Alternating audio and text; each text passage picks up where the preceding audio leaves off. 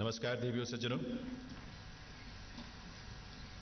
विकसित भारत को समर्पित 16वें सिविल सेवा दिवस के इस भव्य और विशिष्ट आयोजन में हार्दिक स्वागत अभिनंदन है देश के यशस्वी दूरदृष्टा प्रधानमंत्री माननीय श्री नरेंद्र मोदी जी का।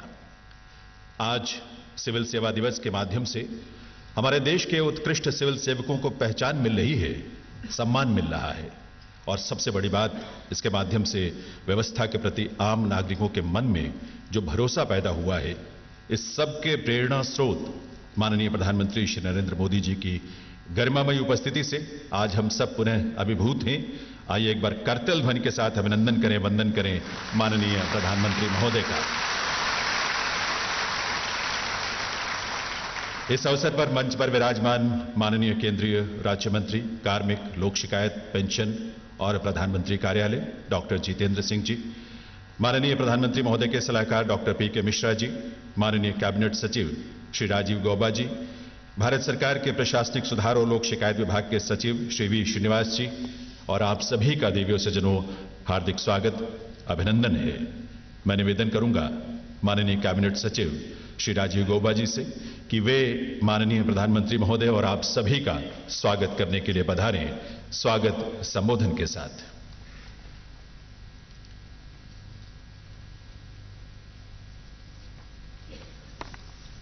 परम आदरणीय प्रधानमंत्री जी, माननीय मंत्री डॉक्टर जितेंद्र सिंह जी, प्रधानमंत्री के प्रधान सचिव डॉक्टर पी.के. मिश्र, केंद्र और राज्य सरकारों के सभी साथी अधिकारीगण, सभी उपस्थित महानुभाव, सिविल सर्विसेज डे समारोह में मैं आप सभी का हार्दिक स्वागत करता हूं। मैं माननीय प्रधानमंत्री जी का हृदय से धन्यवाद करता हूं कि उन्होंने अपने अत्यंत व्यस्त कार्यक्रम में से समय निकालकर हमारे बीच उपस्थित होने की कृपा की है। महोदय, आपकी उपस्थिति सदैव हम सभी के लिए प्रेरणा का स्रोत रही है।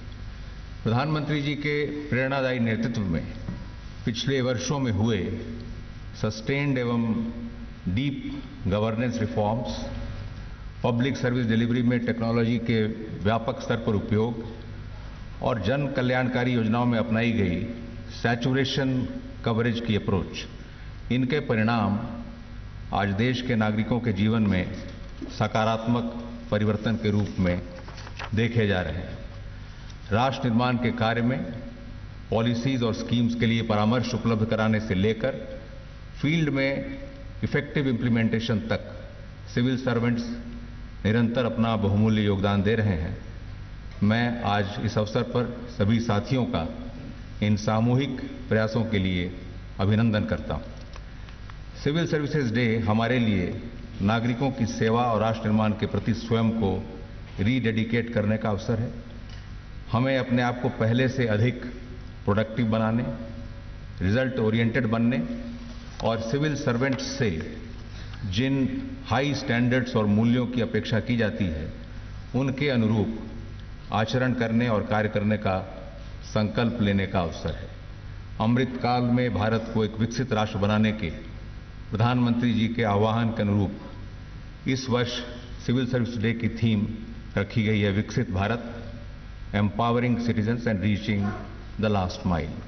कल 2 प्लीनरी सेशंस में और 4 ब्रेक अवे सेशंस में इस थीम पर गहन चर्चा की गई है, जो हमारे प्रयासों को और अधिक कारगर बनाने में सहायक होगी। मैं इस अवसर पर इस वर्ष के प्राइम मिनिस्टर्स अवार्ड्स पाने वाले सभी साथियों का अभिनंदन करता हूं। देश के नागरिकों के जीवन को खुशहाल बनाने के लिए आपके इनिशिएटिव्स और इनोवेशंस सराहनीय हैं। प्रधानमंत्री जी के मार्गदर्शन के अनुरूप इन इनोवेशंस और गुड प्रैक्टिसेस को इंस्टीट्यूशनलाइज करने और इन्हें एक स्थान पर उपलब्ध कराने का प्रयास किया जा रहा है, ताकि इन्हें अन्य राज्यों और यूटीज में, अन्य जिलों में आसानी से अडॉप्ट किया जा सके। प्राइम मिनिस्टर्स अवार्ड्स की प्रक्रिया को निकट से देखने के कारण मुझे देश के विभिन्न राज्यों और जिलों में सिविल सर्वेंट्स के द्वारा किए जा रहे उत्कृष्ट कार्यों को जानने का सुअवसर मिला है। मैं उन सभी अधिकारियों की भी प्रशंसा करना चाहूँगा जिन्होंने इसमें भाग लिया, किंतु वे अंतिम सूची में नहीं आ पाए। उनके इनिशिएटिव्स भी हाई क्वालिटी के थे और जनोपयोगी हैं। सिविल सेवा में हमारे अधिकांश कार्य लाइमलाइट से हटकर होते हैं, जिनके लिए किसी अवार्ड से रिकॉग्निशन की अपेक्षा नहीं की जानी चाहिए।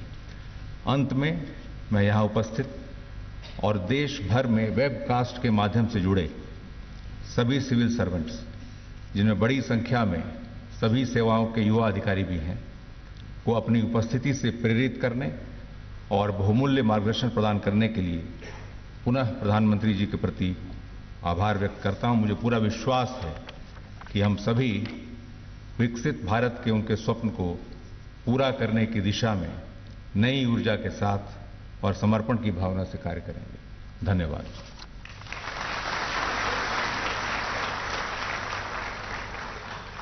बहुत बहुत आभार माननीय कैबिनेट सचिव महोदय का। मैं अब निवेदन करूंगा माननीय केंद्रीय कार्मिक लोक शिकायत पेंशन और प्रधानमंत्री कार्यालय में राज्य मंत्री डॉक्टर जितेंद्र सिंह जी से कि वे इस अवसर पर अपने संबोधन के लिए पधारें। माननीय डॉक्टर जितेंद्र सिंह जी।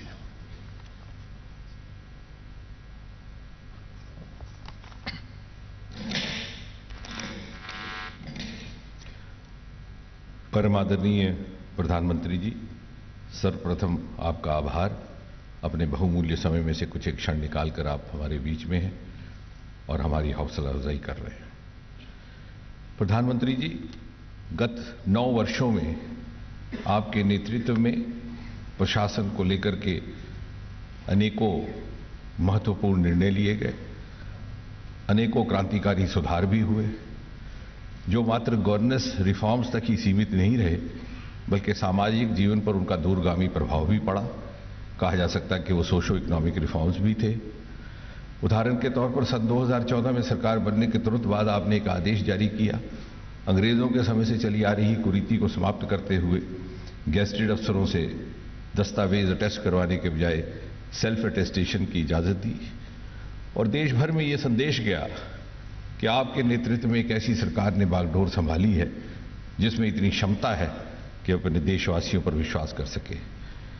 फिर कुछ ही महीने बाद लाल किले से आपने आह्वान किया, क्या यह संभव है कि इंटरव्यू की प्रथा समाप्त करके सरकारी नियुक्तियों में होने वाले पक्षपात की गुंजाइश समाप्त कर दी जाए। इसी मंत्रालय ने उस प्रक्रिया को आगे बढ़ाया और इंटरव्यू की प्रथा समाप्त करके हर उम्मीदवार के लिए एक लेवल प्लेइंग फील्ड उपलब्ध करवाया, उसकी सामाजिक अथवा आर्थिक पृष्ठभूमि कुछ भी क्यों न रही हो। इसी लेवल प्लेइंग फील्ड अप्रोच को आगे बढ़ाते हुए अभी कुछ ही दिन पहले इसी मंत्रालय ने एक और निर्णय लिया, स्टाफ सिलेक्शन कमीशन के द्वारा की जा रही नियुक्तियों के लिए अब लिखित परीक्षा 15 भाषाओं में होगी, 13 क्षेत्रीय और उसके अतिरिक्त अंग्रेजी एवं हिंदी। यदि ईज ऑफ गवर्नेंस का अर्थ है ईज ऑफ लिविंग, तो बहुत से ऐसे नियम जो आम नागरिक के जीवन में दुविधा पैदा कर रहे थे या वक्त गुजरने के साथ अपना औचित्य खो बैठे थे, उनको समाप्त कर दिया गया।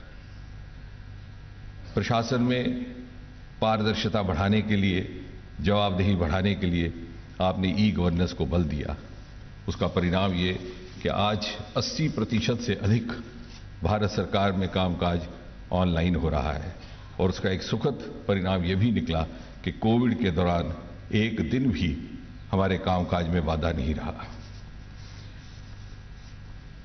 आपने हमें समझाया कि गुड गवर्नेंस के लिए अनिवार्य है गुड ग्रीवेंस रिड्रेसल।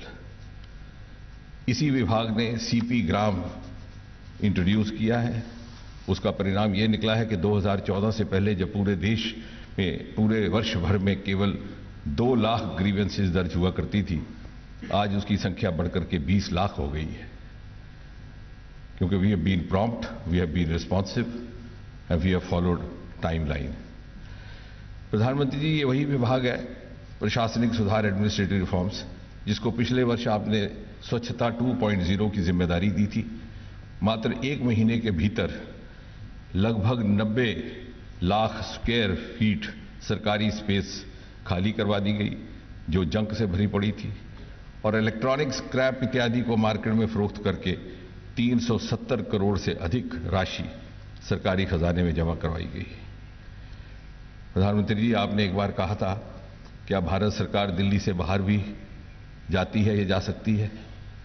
उसी बात पर गंभीरता से अमल करते हुए इसी विभाग ने क्षेत्रीय गोष्ठियों का एक क्रम प्रारंभ किया है, regional conferences in good governance. उत्तर में लेह, श्रीनगर, जम्मू से लेकर के दक्षिण में हैदराबाद, बेंगलुरु तक, पूर्व में भुवनेश्वर तक, पश्चिम में मुंबई तक और पूर्वोत्तर में ईटानगर, शिलांग तक इस प्रकार की गोष्ठियां अभी तक आयोजित हो चुकी हैं।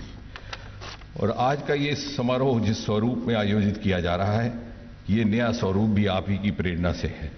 सन 2014 से पहले ये मात्र एक दिवसीय कार्यक्रम रहा करता था, वो भी मोर और लेस सेरिमोनियल। और इन पुरस्कारों का मापदंड अधिकतर इंडिविजुअल प्रोफाइल ऑफ ऑफिसर्स या ग्रुप्स रहा था।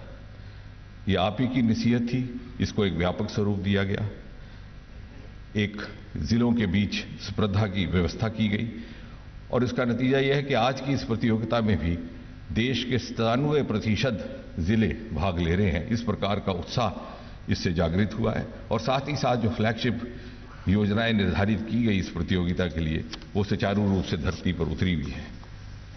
बात समाप्त करने से पहले ये बताते हुए खुशी है कि इसी विभाग ने, department of administrative reforms and public grievances ने अब विजन 2047 पर काम करना प्रारंभ किया है। सन 2047 कैसा होगा, इसकी कल्पना करना बहुत कठिन है।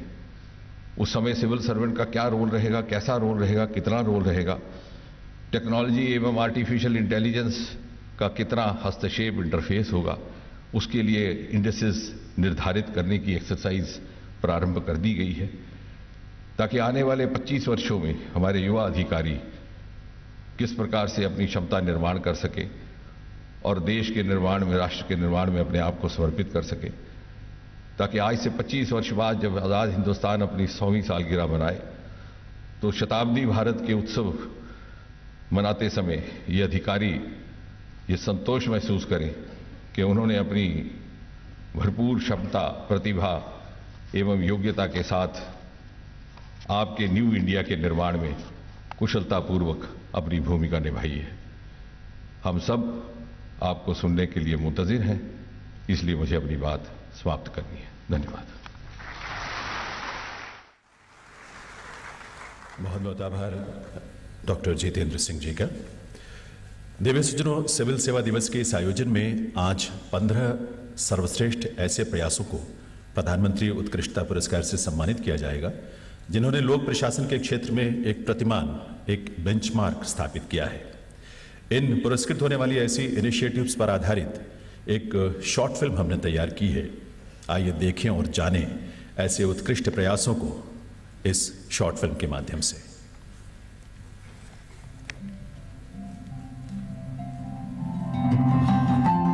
भारत, जहां सपने जैसा सच और इसी सच के सम्मान का उत्सव है। Prime minister awards for excellence in public administration. Civil service का सबसे बड़ा काम, ये कभी भी हमारे लक्ष्य से ओझल नहीं होना चाहिए।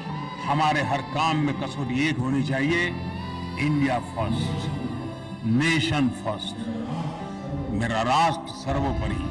परिवर्तन लाने का सामर्थ्य देश में है और सिर्फ हमें विश्वास लेके जी रहे ऐसा नहीं, दुनिया बहुत बड़ी आशा के साथ हमारी तरफ देख रही है। तब हमारा कर्तव्य बनता है उस कर्तव्य की पूर्ति के लिए हम अपने आप को सज्ज करें। भारत, जहां पंक्ति की आखिर में खड़े की आंखों में अब तरक्की के सपनों का बसेरा होता है। मुश्किलें होती हैं, पर उसे अब सच करने का हौसला होता है। क्या ये हम भी कर सकते हैं? क्या ये हम भी कभी कर पाएंगे? क्या हम इतने पीछे से कभी सामने भी आ पाएंगे? इतिहास है अब सवाल ऐसे, जवाब दे रही है नई उड़ान, नई पहचान, नया वर्तमान, नए नए कीर्तिमान। कभी अपने आंगन में पानी का बहना भी सपनों की लिस्ट में अव्वल हुआ करता था। अब जो है हमारे पानी से हमको भरपूर मिल रहा है। हमारे यहाँ घर में गंगा बह रही है। आज बेवजह प्यास की कहानी पुरानी हो चुकी है। पानी के सपने नलों से निकलकर सच हो गए हैं। जल जीवन मिशन की वजह से अब टैप का पानी भी मेरे परिवार के लिए सुरक्षित है।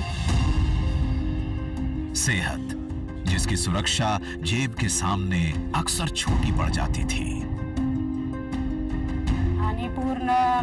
मुझे अपनी गर्भावस्था के दौरान सभी मुफ्त सेवाएं मिली। अब उन्हें भी निरोग रहने की समानता का मौका मिल रहा है। आयुष्मान भारत की वजह से अब मुझे किसी के सामने हाथ फैलाने की जरूरत नहीं है। क्या हमारे बच्चे भी वो सब कुछ कर पाएंगे जिसे दर्जे ने हमसे दूर रखा था? क्या वो भी अपनी मर्जी की ऊंचाई छू पाएंगे? जो प्राइवेट विद्यालयों में फैसिलिटी है, वो सारी फैसिलिटियां हमारे इस गांव के विद्यालय में उपलब्ध हैं। ऐसे कई सवाल जो मन के ब्लैक बोर्ड पर कब से लिखे थे, उसे नई नीतियों ने सदा के लिए मिटा दिया और उनकी जगह नई सोच की नई लौ जला दी। जब हम बच्चों को स्कूल छोड़ने जाते हैं तो हमारे गांव के स्कूल पर हमें गर्व होता है। इस नई रोशनी में जो दिख रहा है वो कभी सपना ही तो हुआ करता था, जिसे अब रचने की, सच करने के नए नए रास्ते मिल गए हैं। ये नए नए तरीकों से नए नए आयाम तय करना। अब हार्ट ट्रांसप्लांट के बाद मैं अपना फ्यूचर बना सकता हूँ, सही से काम कर सकता हूँ। नई नई बुलंदियों पे पहली दफा पांव रखना। मिशन यूथ की वजह से ही जम्मू एंड कश्मीर के 1000 युवा वो आज किसी न किसी रेपुटेड इंस्टीट्यूट में पढ़ रहे हैं। पहली दफा इनोवेशन का रेवोल्यूशन बनना और भविष्य की हर चुनौती का सॉल्यूशन ढूंढना। रामपुर में अब बच्चों का भविष्य सुरक्षित है। ये सब सपना ही तो था जो कैद था सोच की शिथिलता में। जो औरतें जो हाथ भट्टी में काम करती थी, वो अभी सम्मान के साथ ये काम कर रही है। अब आजाद है, गतिमान है। यहाँ पे आने की वजह से हम VR के जरिए पूरी दुनिया देख पाते हैं। संकल्प की सिद्धि में, समग्र समृद्धि में। अपने डिस्ट्रिक्ट बारामूला को देश का नंबर 1 डिस्ट्रिक्ट बनाएंगे। जन चेतना की नई जागृति में, प्रगति की नई संस्कृति में। जो लड्डू हम आज बना रहे हैं वो हम बच्चों के लिए एनीमिया और मैलन्यूट्रिशन से फाइट करने के लिए कर रहे हैं। जो रच रहा है अमृत काल का आकार और कह रहा है विश्व से, हम सब हैं भारत, जहां हर सपना होता है सच।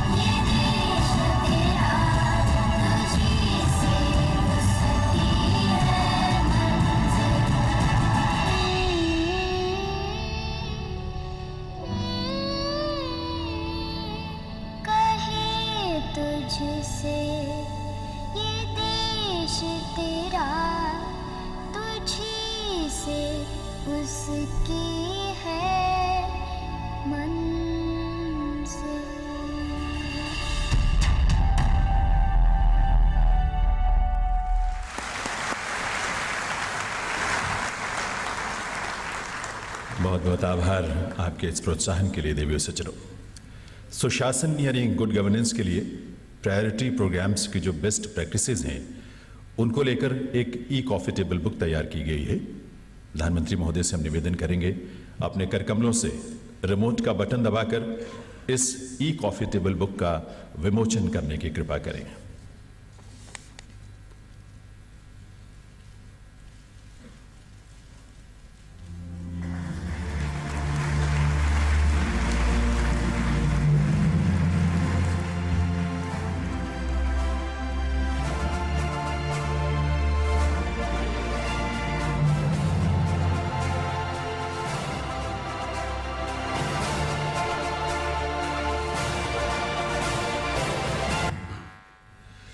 सुशासन के क्षेत्र में ऐसी बेस्ट प्रैक्टिसेस जो इनोवेटिव यानी जो नवाचार के रूप में हैं, उनका विवरण भी संकलित करके एक आकर्षक ई कॉफी टेबल बुक का रूप दिया गया है।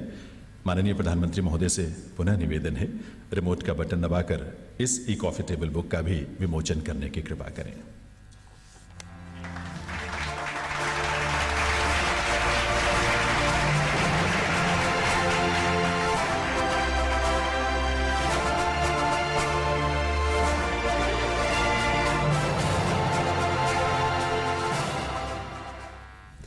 बहुत बहुत आभार माननीय प्रधानमंत्री महोदय का। देव सज्जनों, अब समय है लोक प्रशासन में प्रधानमंत्री उत्कृष्टता पुरस्कार 2022 प्रदान किए जाने का। इसके अंतर्गत अलग अलग वर्गों में कुल 15 पुरस्कार प्रदान किए जा रहे हैं। माननीय प्रधानमंत्री महोदय से निवेदन है मंच के अग्रभाग में पधारकर अपने करकमलों से ये पुरस्कार प्रदान करने की कृपा करें। मंचासीन माननीय मंत्री जी और अन्य विभूतियों से भी निवेदन है इस अवसर पर उनकी उपस्थिति के लिए।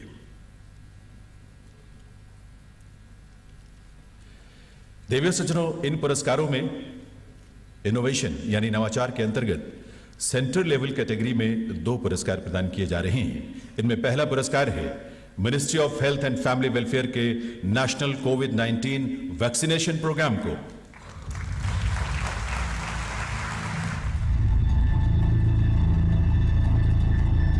कोरोना जैसी महामारी की विशालकाय चुनौती, लेकिन एक ही प्रण हो सबका टीकाकरण।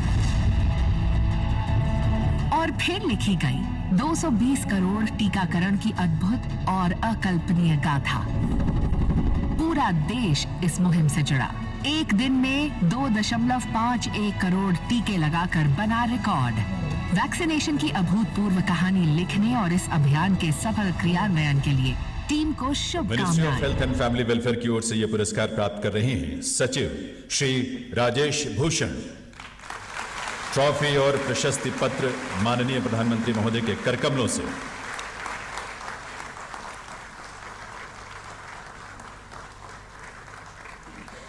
इस वर्ग में दूसरा पुरस्कार प्रदान किया जा रहा है department for promotion of industry and internal trade के PM Gatishakti national master plan को।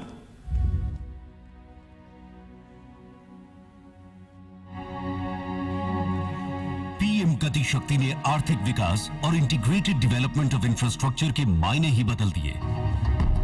इसने सामान और लोगों की निर्बाध आवाजाही को सुनिश्चित कर उनका जीवन तो आसान बनाया ही है। ये विकसित भारत विजन 2047 के अनुरूप नेक्स्ट जनरेशन इंफ्रास्ट्रक्चर के लिए ट्रांसफॉर्मेशनल कदम है। इकोनॉमिक्स नोड्स के लिए seamless multi modal and last mile connectivity को सुनिश्चित करती टीम को शुभकामनाएं। Department for promotion of industry and internal trade की ओर से यह पुरस्कार ग्रहण कर रहे हैं डीपीआईआईटी के सचिव श्री अनुराग जैन।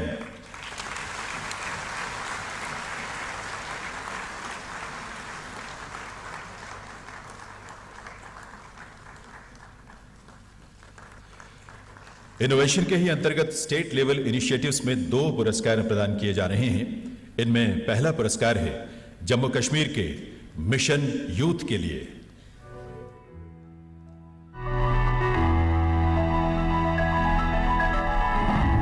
जम्मू कश्मीर मिशन यूथ के द्वारा युवाओं को कर रहा है सशक्त। Education and career counselling, market driven skilling, livelihood generation schemes और सोशल एंगेजमेंट यूथ वॉलंटियर जैसे प्रोग्राम्स ने युवाओं को दिए हैं मजबूत पंख।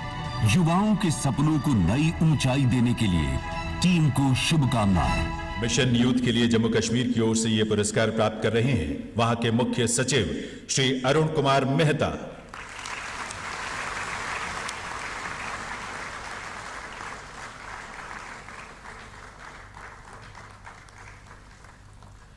देवी सज्जनों, स्टेट कैटेगरी में दूसरा पुरस्कार है गुजरात के state organ and tissue transplant organisation यानी सोटो को।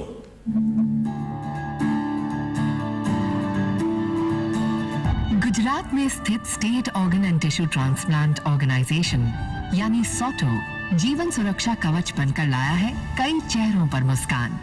ये अंगदान से जुड़ी प्रक्रिया और जानकारी को सुलभ बनाकर बेस्ट ट्रांसप्लांट कोऑर्डिनेटर का काम कर रहा है। इसके माध्यम से पीएम जय स्कीम के अंतर्गत 1194 प्रत्यारोपण और स्कूल हेल्थ प्रोग्राम के तहत 250 प्लस पीडियाट्रिक ट्रांसप्लांटेशन हुए हैं। अंगदान द्वारा जीवन दान की राह आसान करने के लिए टीम को शुभकामनाएं। सोटो गुजरात की ओर से यह पुरस्कार प्राप्त कर रही हैं वहां के principal secretary primary health and family welfare और कमिश्नर हेल्थ श्रीमती शहमीना हुसैन।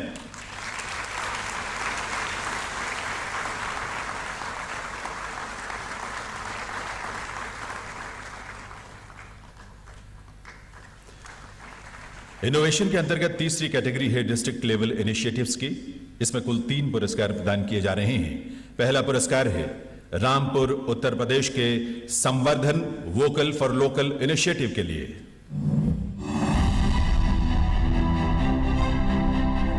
उत्तर प्रदेश के रामपुर जिले ने सुपोषित रामपुर की पहल द्वारा कुपोषण पर लगाई अप्रत्याशित रोक। संवर्धन सुपर फूड किट ने आहार से उपचार कर नौनिहालों के जीवन को तो बदला ही, इसके अलावा वोकल फॉर लोकल को बढ़ावा देकर मिलेट उत्पादन से बदल रही है अन्नदाताओं की तकदीर। बच्चों और महिलाओं की सेहत और किसानों की आर्थिक उन्नति को बढ़ावा देने के लिए टीम को शुभकामनाएं। जिला रामपुर उत्तर प्रदेश की ओर से यह पुरस्कार प्राप्त कर रहे हैं वहां के डिस्ट्रिक्ट मजिस्ट्रेट श्री रविंद्र कुमार मांडेर।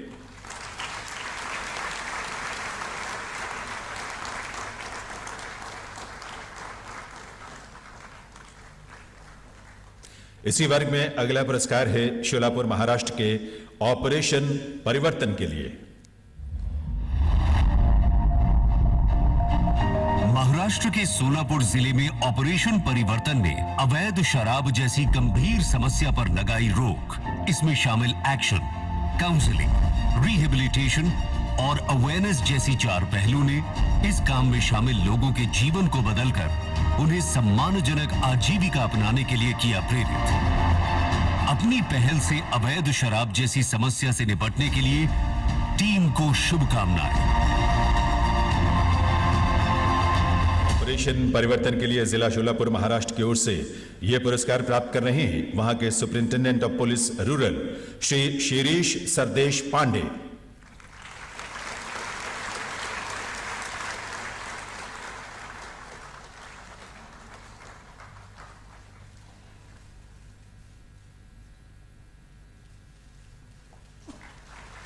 हार्दिक बधाई इन सभी के लिए। दिव्य सज्जनों, इस वर्ग में तीसरा पुरस्कार प्रदान किया जा रहा है चांगलांग अरुणाचल प्रदेश के न्यू एज लर्निंग सेंटर को।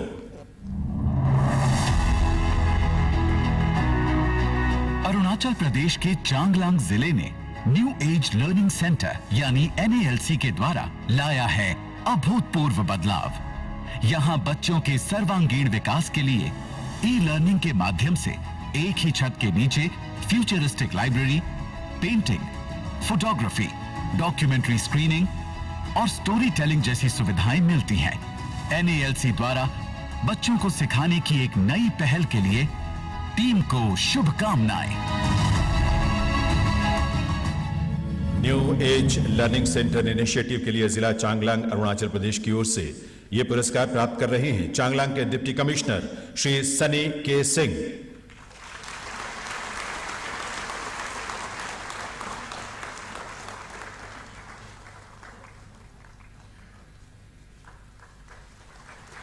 पुरस्कारों की अगली श्रेणी है हर घर जल योजना की। इसके अंतर्गत सर्वश्रेष्ठ प्रदर्शन करने वाले देश के 2 जिलों को यहां पुरस्कृत किया जा रहा है। इनमें पहला जिला है तमिलनाडु का कांचीपुरम।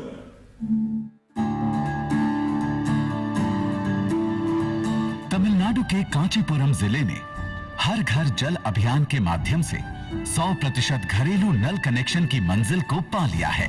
आज अश्योर्ड क्वांटिटी और क्वालिटी, प्रिस्क्राइब्ड वाटर क्वालिटी और वाटर सिस्टम और सिक्योरिटी की सस्टेनेबिलिटी ने हर घर शुद्ध जल की पहुंच सुनिश्चित की है। हर घर जल के माध्यम से सुविधा और सेहत दोनों पहुंचाने के लिए टीम को शुभकामनाएं। कांचीपुरम जिले की ओर से ये पुरस्कार प्राप्त कर रही हैं वहां के डिस्ट्रिक्ट मजिस्ट्रेट डॉक्टर एम आरती।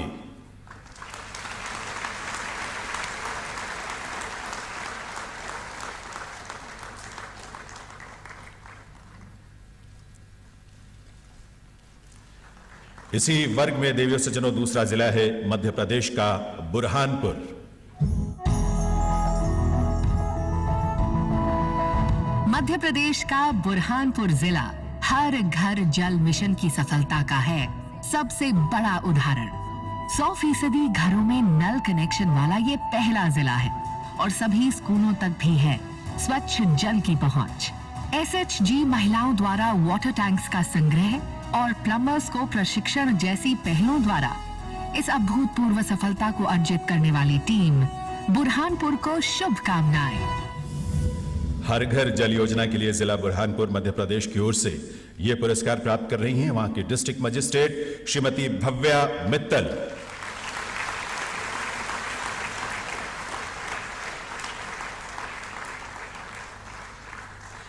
प्रधानमंत्री उत्कृष्टता पुरस्कार का अगला वर्ग है समग्र शिक्षा का। इस वर्ग में सर्वश्रेष्ठ प्रदर्शन करने वाले देश के 2 जिलों को यहां पुरस्कृत किया जा रहा है। इनमें पहला जिला है उत्तर प्रदेश का चित्रकूट।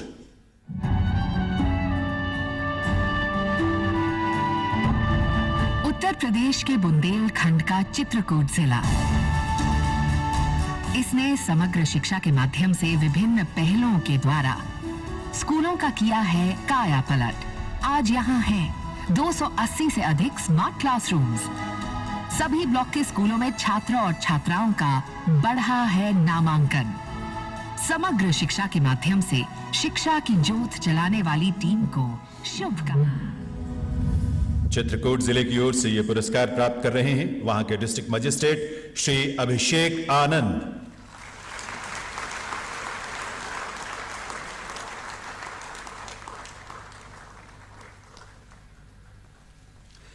समग्र शिक्षा के अंतर्गत पुरस्कृत होने वाला देश का दूसरा जिला है गुजरात का मेहसाणा।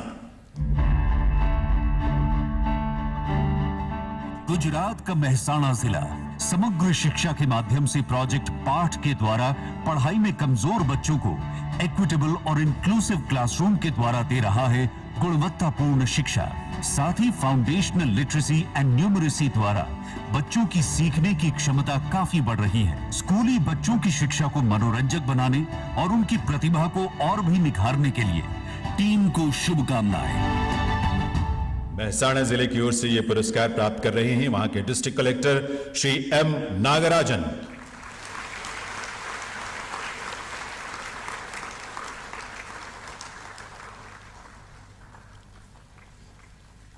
देवियों सज्जनों पुरस्कारों का अगला वर्ग है हेल्थ एंड वेलनेस सेंटर्स का। इसके अंतर्गत सर्वश्रेष्ठ प्रदर्शन करने वाले देश के 2 जिलों को यहां पुरस्कार प्रदान किए जा रहे हैं। इनमें पहला जिला है महाराष्ट्र का लातूर।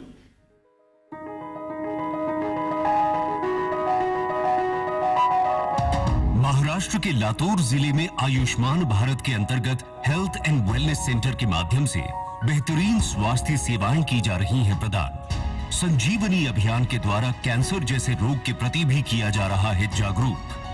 वर्ष 2020 से अब तक 51 लाख से अधिक लोगों ने ओपीसी के माध्यम से उठाया है लाभ।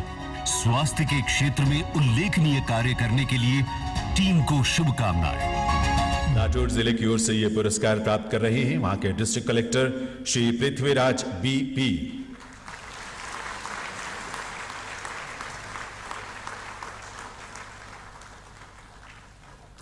इस वर्ग में पुरस्कृत किया जाने वाला देश का दूसरा जिला है आंध्र प्रदेश का अनकपल्ली। आयुष्मान भारत के अंतर्गत आंध्र प्रदेश के अनकापल्ली जिला प्रशासन ने स्वास्थ्य सेवा को जन जन तक पहुंचाने के लिए 576 हेल्थ एंड वेलनेस सेंटर्स के माध्यम से नागरिकों को दिया सेहत का उपहार। ग्राम स्तर पर ही 105 प्रकार की दवाएं, 14 तरह की डायग्नोस्टिक सुविधा हो रही है उपलब्ध।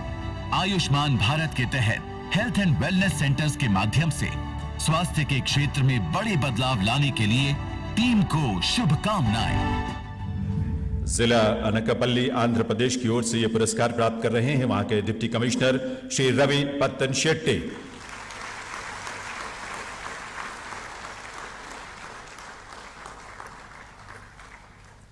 दिव्य सज्जनों, पुरस्कारों की अगली कैटेगरी है एस्पिरेशनल डिस्ट्रिक्ट्स प्रोग्राम की।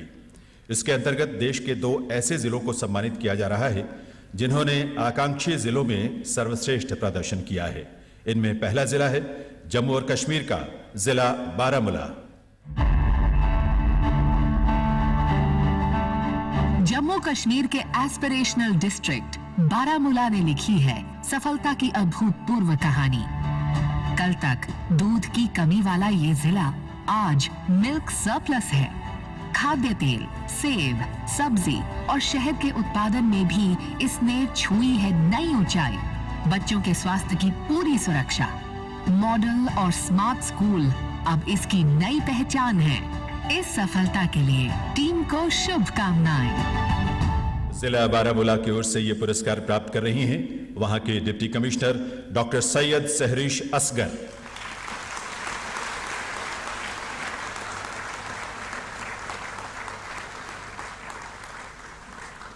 एस्पिरेशनल डिस्ट्रिक्ट प्रोग्राम के अंतर्गत सर्वश्रेष्ठ प्रदर्शन करने वाला दूसरा जिला है झारखंड का जिला गुमला।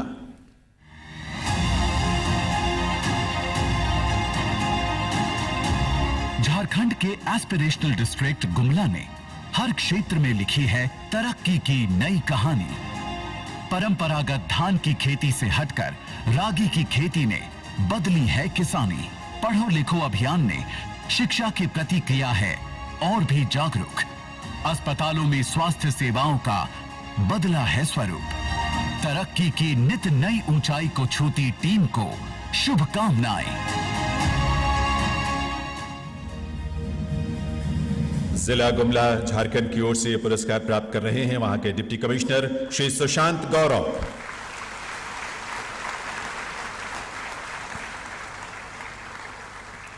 बहुत बहुत आभार माननीय प्रधानमंत्री महोदय का। वर्ष 2022 के प्रधानमंत्री उत्कृष्टता पुरस्कार अपने करकमलों से प्रदान करके हम सबको गौरव की अनुभूति आपने कराई है और आभार सभी विभूतियों का जो इस अवसर पर अपनी उपस्थिति से अवसर को उन्होंने गरिमायुक्त किया। देवे सज्जनों, आभार और बधाई उन सब का भी जिन्हें आज ये सम्मान प्राप्त करने का अवसर मिला है। परिस्थितियां चाहे सामान्य रही हों या असामान्य, हर हाल में हमें हमारी क्षमता का भान कराने, हमारे मन, वचन और कर्म को राष्ट्र प्रथम के साथ जोड़ने का श्रेय माननीय प्रधानमंत्री महोदय को जाता है। महोदय का यह कथन हर सिविल सर्वेंट के लिए एक मंत्र है कि व्यवस्थाएं जीवंत होनी चाहिए, व्यवस्थाएं डायनामिक होनी चाहिए। ऐसे दूरदृष्टा नेतृत्व को एक बार पुनः नमन करते हुए मैं निवेदन करूंगा माननीय प्रधानमंत्री श्री नरेंद्र मोदी जी से कि वे इस अवसर पर अपने प्रेरक संबोधन से हम सबका मार्गदर्शन करने की कृपा करें। दिव्य सज्जनों, आप सबकी करतल ध्वनि के साथ माननीय प्रधानमंत्री महोदय।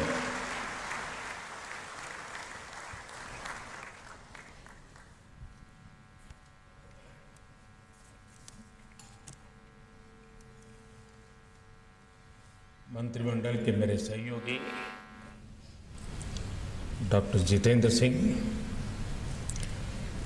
श्री पी.के. मिश्रा जी, श्री राजीव गौबा जी, श्री श्रीनिवासन जी और इस कार्यक्रम में जुड़े सभी कर्मयोगी साथियों, देवी और सज्जनों, आप सभी को सिविल सेवा दिवस की बहुत बहुत शुभकामनाएं।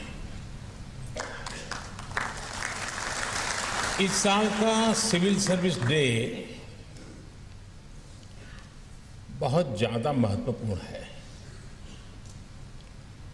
ये एक ऐसा समय है जब देश ने अपनी आजादी के 75 वर्ष पूरे किए हैं। एक ऐसा समय है जब देश ने अगले 25 वर्षों के विराट विशाल लक्ष्यों को प्राप्त करने के लिए तेजी से कदम बढ़ाना शुरू किया है। देश को आजादी के इस अमृत काल तक लाने में उन अधिकारियों की बड़ी भूमिका रही जो 15, 20, 25 साल पहले इस सेवा में आए। अब आजादी के इस अमृत काल में उन युवा अधिकारियों की भूमिका सबसे बड़ी है जो अगले 15, 20, 25 साल इस सेवा में रहने वाले हैं। इसलिए मैं आज भारत के हर सिविल सेवा अधिकारी से यही कहूंगा कि आप बहुत भाग्यशाली हैं। मुझे पूरा विश्वास है कि मेरी बात पे आपको भरोसा होगा।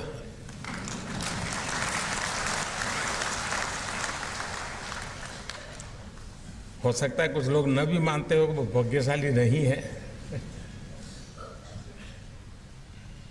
अपनी अपनी सोच, हर किसी को मुबारक। आपको इस कालखंड में देश की सेवा करने का मौका मिला है। आजादी के अमृत काल में देश के स्वाधीनता सेनानियों के सपनों को पूरा करने का दायित्व हम सभी पर है।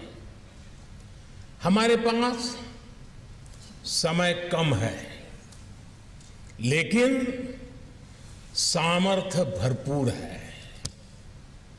हमारे लक्ष्य कठिन है, लेकिन हौसला कम नहीं है। हमें पहाड़ जैसी ऊंचाई भले चढ़नी है, लेकिन इरादे आसमान से भी ऊंचे, ज्यादा ऊंचे हैं।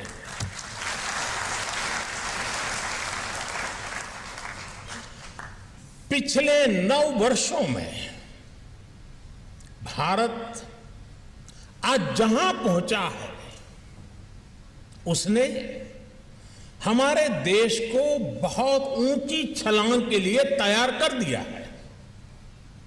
मैं अक्सर कहता हूं कि देश में ब्यूरोक्रेसी वही है, अधिकारी कर्मचारी वही है, लेकिन परिणाम बदल गए हैं। पिछले 9 वर्षों में भारत अगर विश्व पटल पर एक विशिष्ट भूमिका में आया है, तो इसमें आप सबका सहयोग बहुत महत्वपूर्ण रहा है।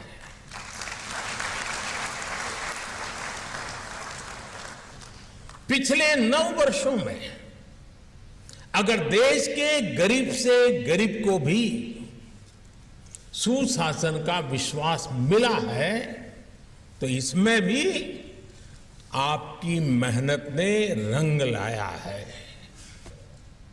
पिछले 9 वर्षों में अगर भारत के विकास को नई गति मिली है, तो ये भी आपकी भागीदारी के बिना संभव नहीं था। कोरोना के महासंकट के बावजूद आज भारत दुनिया की 5वीं सबसे बड़ी अर्थव्यवस्था है।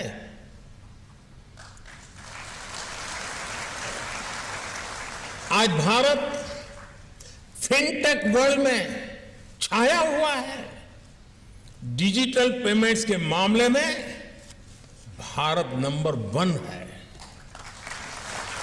आज भारत दुनिया के उन देशों में है जहां मोबाइल डेटा सबसे सस्ता है। आज भारत में दुनिया का तीसरा सबसे बड़ा स्टार्टअप इकोसिस्टम है। आज देश की ग्रामीण अर्थव्यवस्था बहुत बड़े परिवर्तन के दौर से गुजर रही है। 2014 के मुकाबले आज देश में 10 गुना ज्यादा तेजी से रेल लाइनों का इलेक्ट्रिफिकेशन हो रहा है। 10 टाइम 2014 के मुकाबले आज देश में 2 गुनी रफ्तार से नेशनल हाईवेज का निर्माण हो रहा है। 2014 के मुकाबले आज देश के पोर्ट्स में कैपेसिटी ऑगमेंटेशन लगभग 2 गुना हो चुका है। 2014 के मुकाबले आज देश में एयरपोर्ट्स की संख्या भी 2 गुना से ज्यादा हो चुकी है। आज यहां जो पुरस्कार दिए गए हैं वो देश की सफलता में आपकी इसी भागीदारी को प्रमाणित करते हैं, आपके सेवा भाव को परिलक्षित करते हैं। मैं सभी पुरस्कृत साथियों को फिर एक बार बहुत बहुत बधाई देता हूं।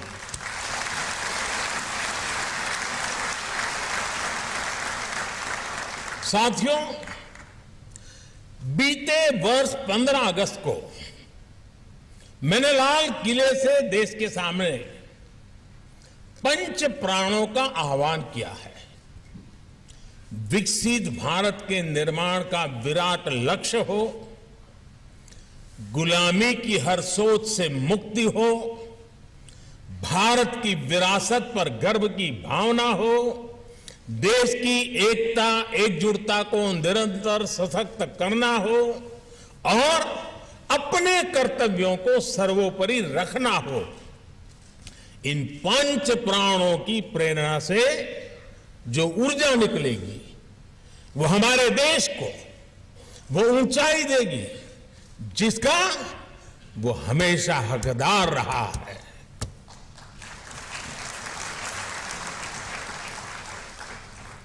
मुझे देखकर भी अच्छा लगा कि आप सभी ने इस वर्ष सिविल सेवा दिवस की थीम का भी विकसित भारत रखी है। विकसित भारत के निर्माण के पीछे क्या सोच है, ये उस पुस्तक में भी झलकता है जिसका अभी विमोचन हुआ है। विकसित भारत सिर्फ आधुनिक इंफ्रास्ट्रक्चर या आधुनिक निर्माण तक सीमित नहीं है। विकसित भारत के लिए आवश्यक है भारत का सरकारी सिस्टम हर देशवासी की आकांक्षाओं को सपोर्ट करे। विकसित भारत के लिए आवश्यक है भारत का हर सरकारी कर्मचारी देशवासियों के सपनों को सच करने में उनकी मदद करे। विकसित भारत के लिए आवश्यक है भारत में सिस्टम के साथ जो नेगेटिविटी बीते दशकों में जुड़ी थी वो पॉजिटिविटी में बदले। हमारा सिस्टम देशवासियों के सहायक के रूप में अपनी भूमिका को आगे बढ़ाए। साथियों, आजादी के बाद के दशकों का हमारा अनुभव रहा है योजनाएं कितनी भी बेहतर हो, कागज पर कितना ही शानदार रोड मैप क्यों ना हो, लेकिन अगर लास्ट माइल डिलीवरी ठीक नहीं होगी तो अपेक्षित परिणाम नहीं मिलेंगे। आप भली भांति जानते हैं कि पहले के सिस्टम की ही देन थी कि देश में 4 करोड़ से ज्यादा फर्जी गैस कनेक्शन थे। ये पहले की सिस्टम की ही देन थी कि देश में 4 करोड़ से ज्यादा फर्जी राशन कार्ड थे। ये पहले की सिस्टम की ही देन थी कि देश में 1 करोड़ काल्पनिक महिलाओं और बच्चों को महिला और बाल विकास मंत्रालय की सहायता जा रही थी।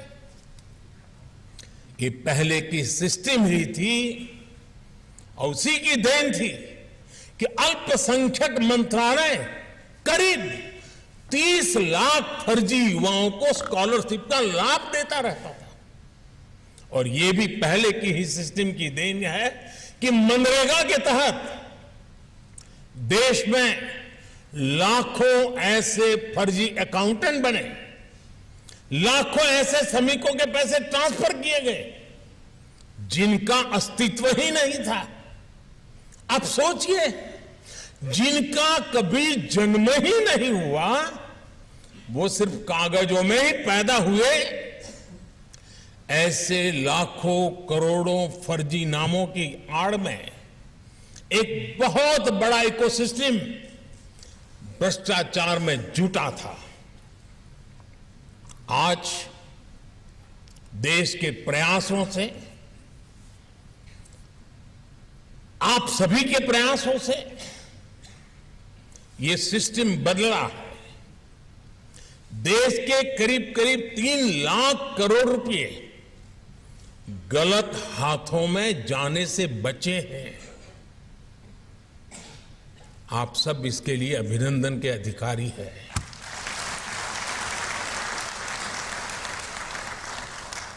आज ये पैसे गरीबों की भलाई के काम आ रहे हैं, उनका जीवन आसान बना रहे हैं। साथियों, जब समय सीमित हो तो यह तय करना बहुत महत्वपूर्ण हो जाता है कि हमारी दिशा क्या होगी, हमारी कार्यशैली क्या होगी। आज चुनौती यह नहीं है कि आप कितने एफिशिएंट हैं, बल्कि चुनौती ये तय करने में है कि जहां जो डेफिशिएंसी है वो कैसे दूर होगी। अगर हमारी दिशा सही होगी तो एफिशिएंसी की स्ट्रेंथ बढ़ेगी और हम आगे बढ़ेंगे। लेकिन अगर डेफिशिएंसी होगी तो हमें वो परिणाम नहीं मिलेंगे जिसके लिए हम प्रयास कर रहे थे। आप याद करिए, पहले डेफिशिएंसी की आड़ में हर सेक्टर की छोटी से छोटी चीज को कंट्रोल करने के तरीके बनाए जाते थे। लेकिन आज वही डेफिशिएंसी एफिशिएंसी में बदली है। आज वही एफिशिएंसी पॉलिसी से जुड़ी छोटी सी छोटी बाधाओं को पहचान कर रही है ताकि उन्हें हटाया जा सके। पहले ये सोच थी कि सरकार सब कुछ करेगी, लेकिन अब सोच ये है कि सरकार सबके लिए करेगी।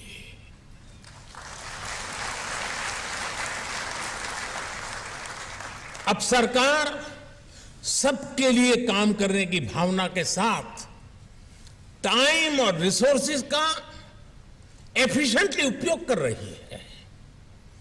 आज की सरकार का ध्येय है nation first, citizen first.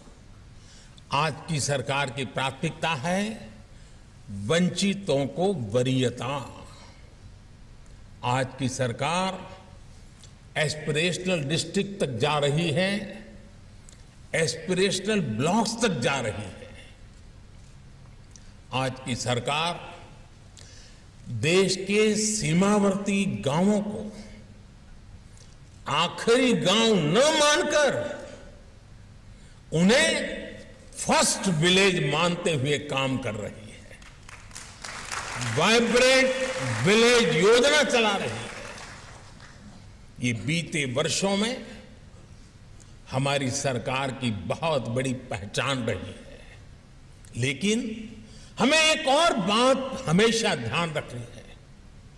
100% saturation के लिए हमें इससे भी अधिक मेहनत की, इनोवेटिव समाधानों की पल पल जरूरत पड़ेगी।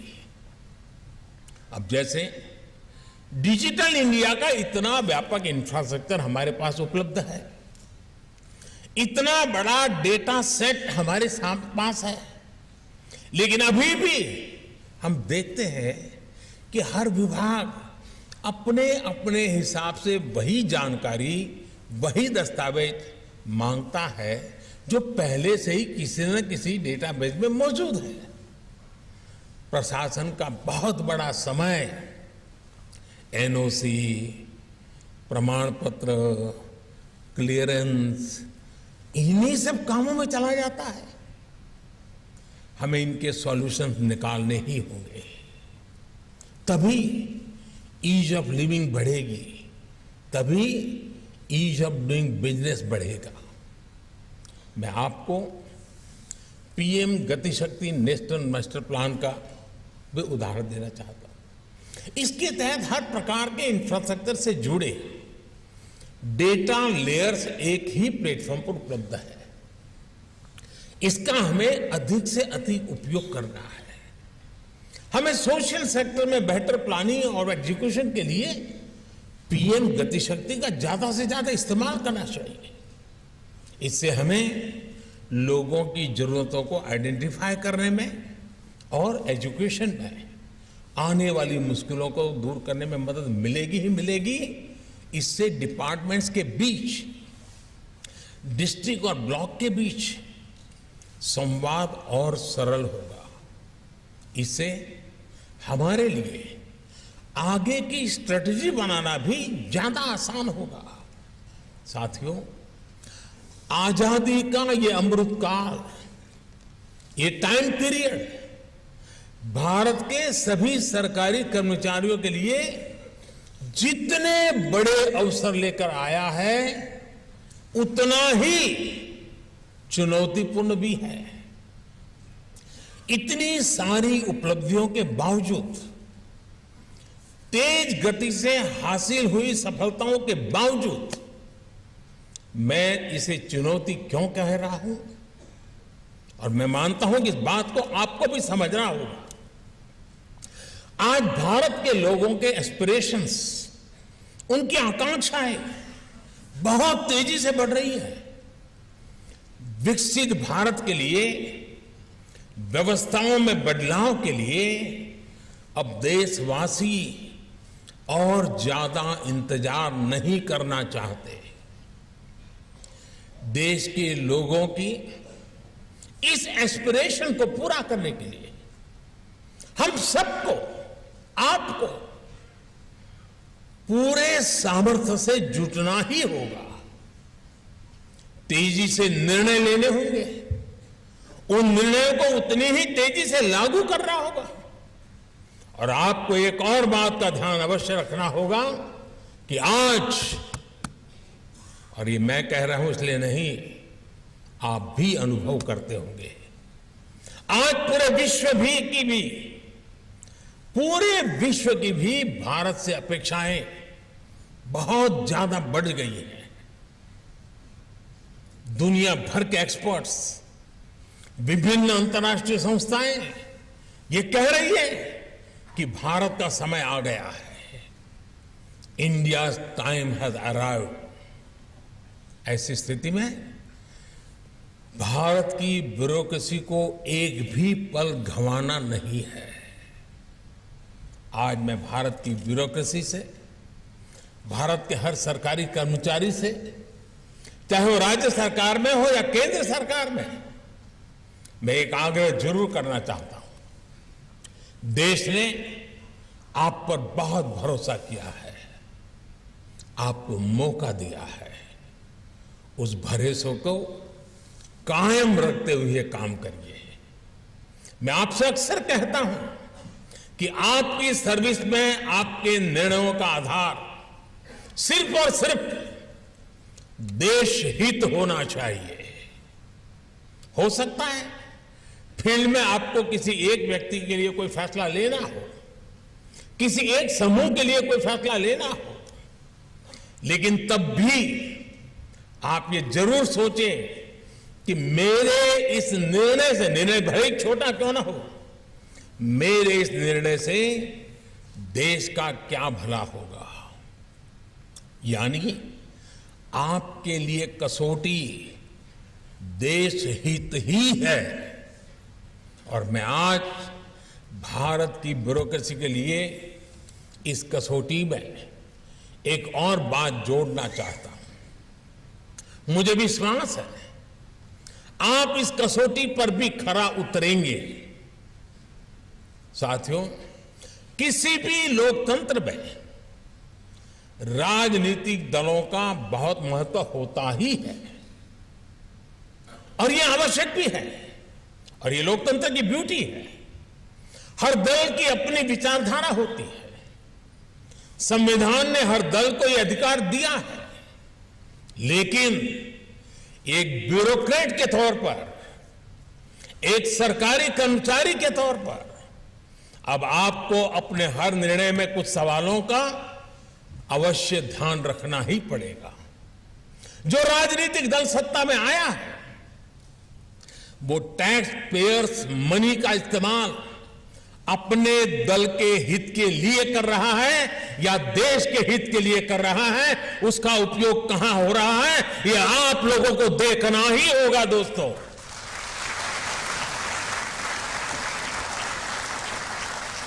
वो राजनीतिक दल अपने दल के विस्तार में सरकारी धन का उपयोग कर रहा है या फिर देश के विकास में उस पैसों का इस्तेमाल कर रहा है, वो राजनीतिक दल अपना वोट बैंक बनाने के लिए सरकारी धन लुटा रहा है या फिर सभी का जीवन आसान बनाने के लिए काम कर रहा है, वो राजनीतिक दल सरकारी पैसे से अपना प्रचार कर रहा है या फिर ईमानदारी से लोगों को जागरूक कर रहा है, वो राजनीतिक दल अपने कार्यकर्ताओं को ही विभिन्न संस्थाओं में नियुक्त कर रहा है या फिर सबको पारदर्शी रूप से नौकरी में आने का अवसर दे रहा है।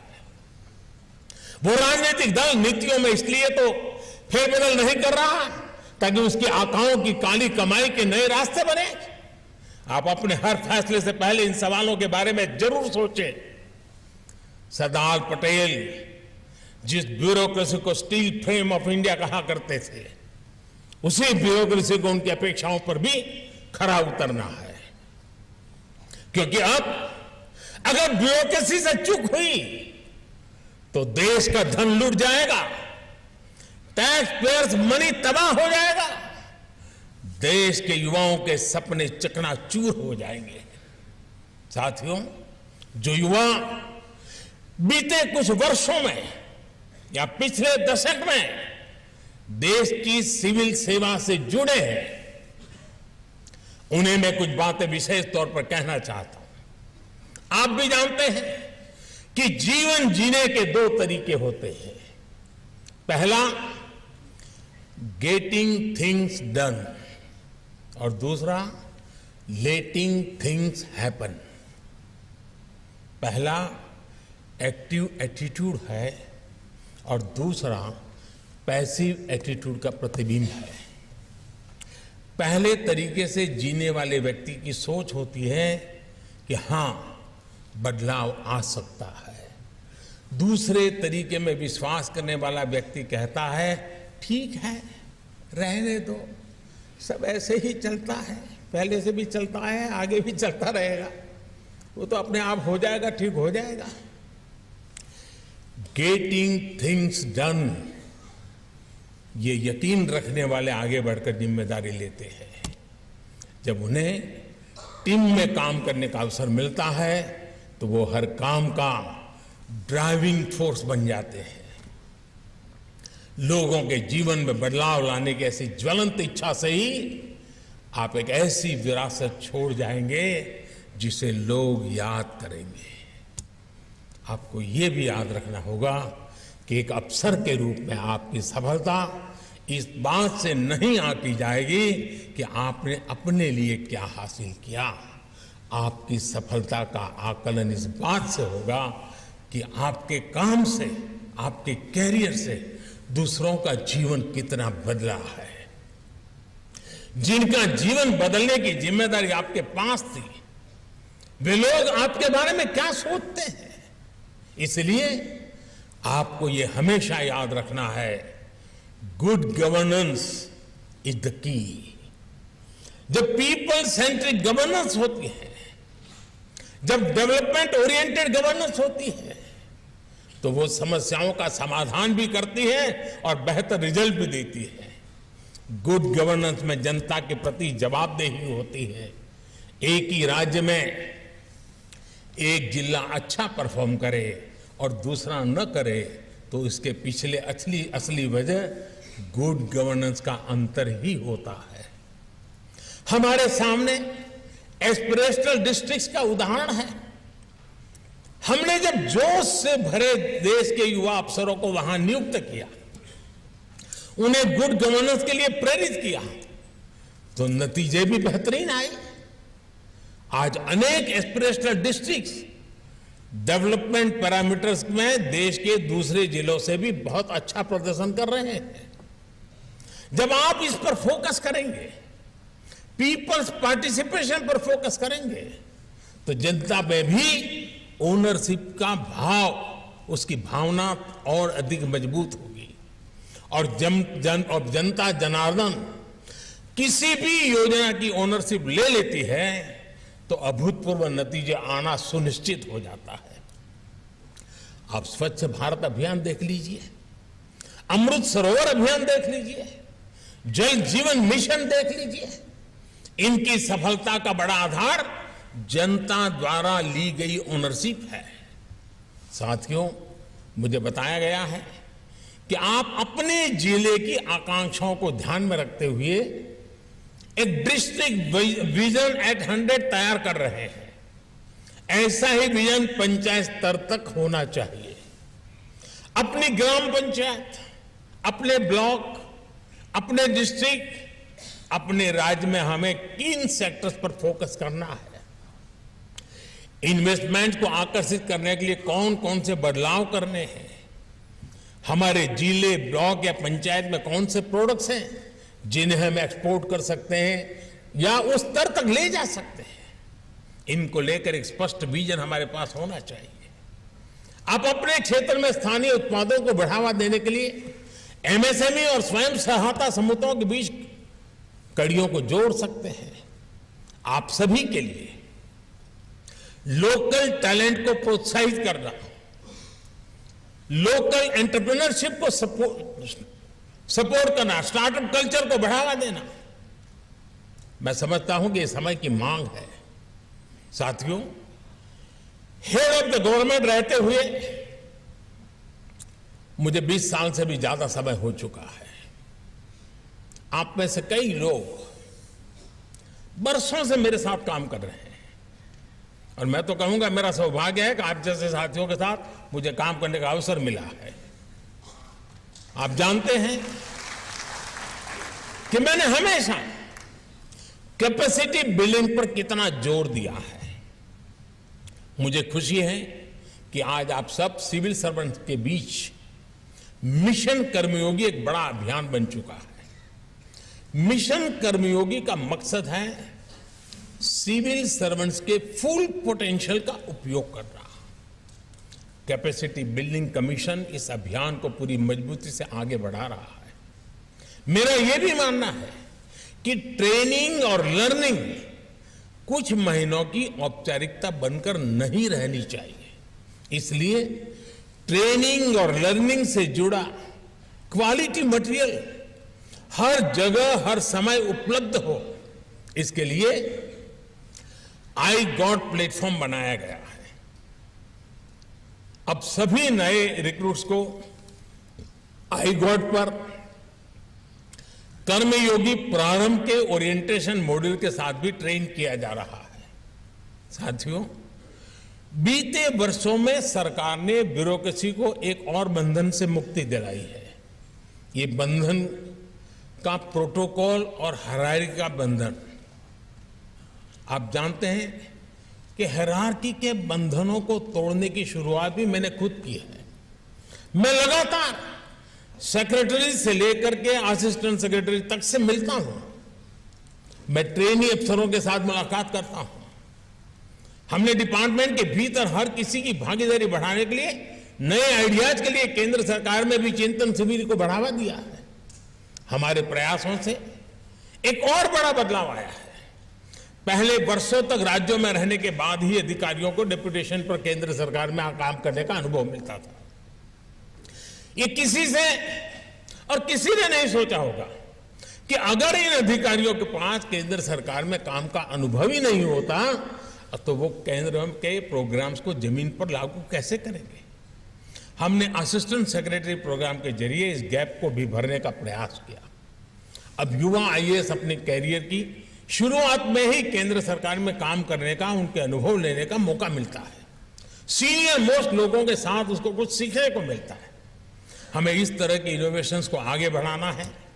इन प्रयासों को परिणामों के लिए और शिखर पर ले जाने के लिए निरंतर कोशिश करनी है।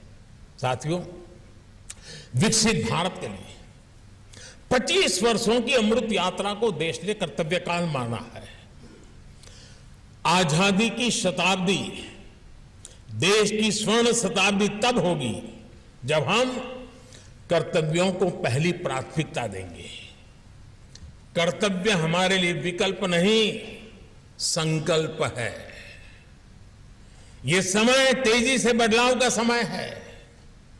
आपकी भूमिका भी आपके अधिकारों से नहीं, आपके कर्तव्यों और उनके पालन से तय होगी। नए भारत में देश के नागरिक की ताकत बढ़ी है, भारत की भी ताकत बढ़ी है।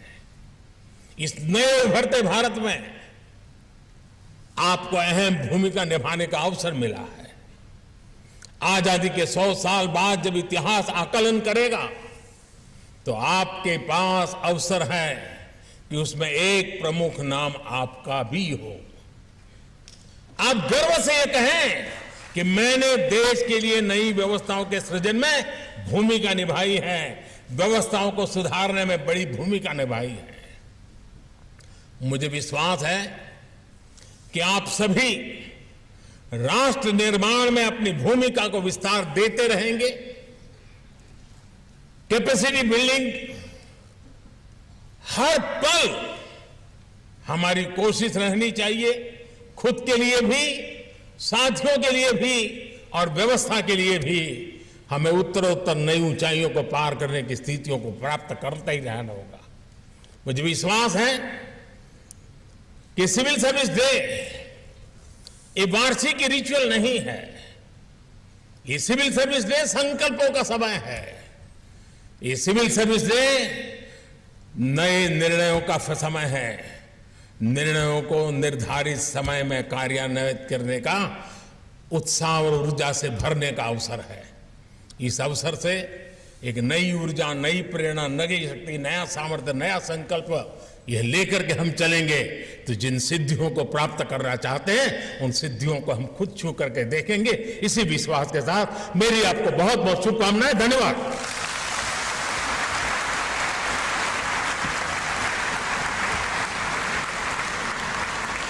बहुत बहुत आभार माननीय प्रधानमंत्री महोदय का उनके इस प्रेरक संबोधन के लिए। आभार उनकी दूरदृष्टि और उस नेतृत्व के लिए भी जो नए भारत, विकसित भारत के लिए एक मजबूत नींव बनी है, जिस पर देश को गर्व है और जिस पर दुनिया को भरोसा है। हृदय से आभार माननीय प्रधानमंत्री महोदय का। साथ ही आभार माननीय केंद्रीय मंत्री डॉक्टर जितेंद्र सिंह जी। आभार प्रधानमंत्री महोदय के सलाहकार डॉक्टर। तो सिविल सेवा दिवस के अवसर पर प्रधानमंत्री नरेंद्र मोदी आज नई दिल्ली में सिविल सेवकों के कार्यक्रम में शामिल हुए और इस अवसर पर प्रधानमंत्री ने लोक सेवकों को विशेष रूप से अमृतकाल के दौरान कठिन परिश्रम जारी